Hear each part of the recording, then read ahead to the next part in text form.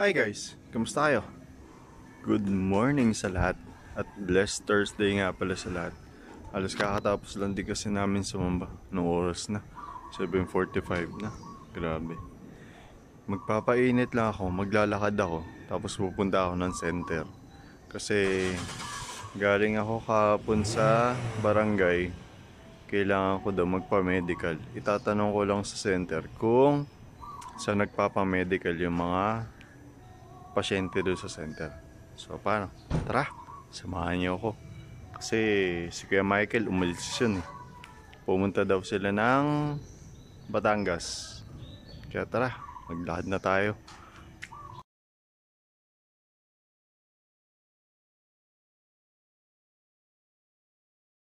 Grabe, ang ganda ng init. Ang sarap, sobra. Paano naman kasi? Sobrang lamig sa kapilya.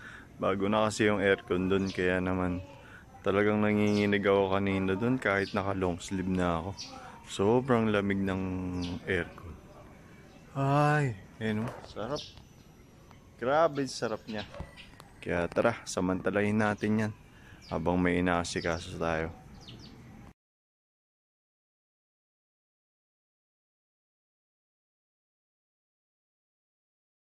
Susuot lang ako ng face mask kasi center yun. Magbabawalan ako pagka wala akong face mask. Tsaka center, hospital, medical ano pa rin yun. Kaya kailangan na. Okay na guys, tara. Umpisa na natin ulit yung paglalakad dun sa center.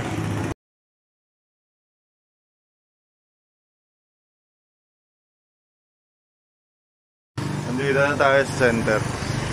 Grabe, ang daming tao. Nakapila na sila dun.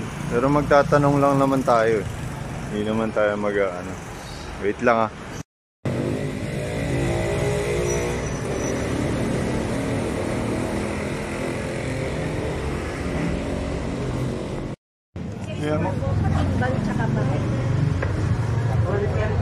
Kaya magtatanong lang.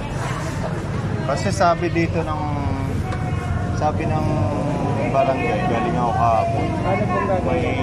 Siya po ba nagpapamedical ng libre? Yun, para saan po yun? Para po sa hihingi kasi ako ng tawag doon. Referral.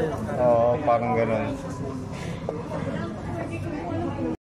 Nakapagtanong na ako guys. Guys, may number silang binigay. Ayan. Mukhang pipila pa ako dito. Number 15 na daw. So, pang number 18 ako. Tatlo pa antayin ko. Lamig dito.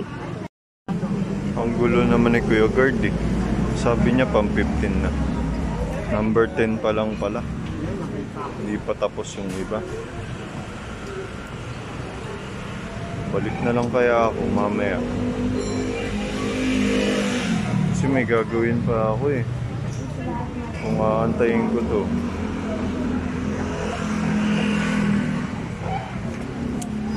Wala na, antay tayo konti. Guys, update. Bali, na-check up na ako. Sabi, i-admit daw ako.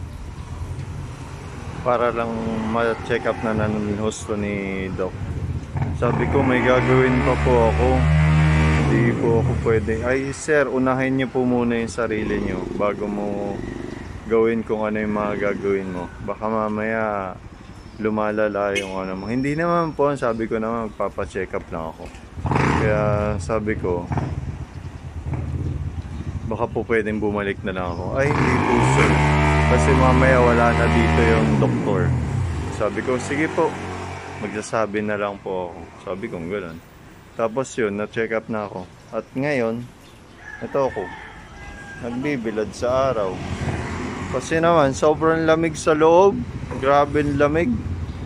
Update ko ulit mamaya. Kanina pa daw ako hinahanap. Yung dudul lang naman ako. Nagpapainit lang naman ako. Wala, nandito na rin kami sa nakapila na ako sa... Basta nakapila na ako. Update ko ulit mamaya. Shoutout dyan kay ate. Yan yung nagbigay sa akin ng nakaraan ng gamot eh. Dito kami nakapila. Guys, update. Alonso 11 na. Parang last week, di ba? Last week Thursday. Gantong oras. Hindi pa rin ako inaasikaso. Magtatanong lang naman ako. Tapos bigla akong pinila dito. Tapos ngayon, hindi naman sa nagreklamo ha. Pinagmamalasakitan na nga nila ako. Kaso nga lang, kanina pa, dapat magtatanong lang ako. Update ko na lang kayo ulit mamaya. Guys, update. Umuwi kasi muna ako. Hindi ko napakita kanina sa inyo kasi mamadali ako eh. Dami ko pang gagawin kaya inasikaso ko muna yung mga aso. Tapos bumalik na ako dito. Sabi naman ni ate, tinawag na daw ako 3 beses. Eh, hindi ko naman alam eh. Nagpaalam naman din pala, pati ako sa kanila. Kaya tara na, sana natin to. Tutuloy-tuloy ko na rin pati yung check-up ko. Imbes na bukas pa, ngayon ko na gagawin.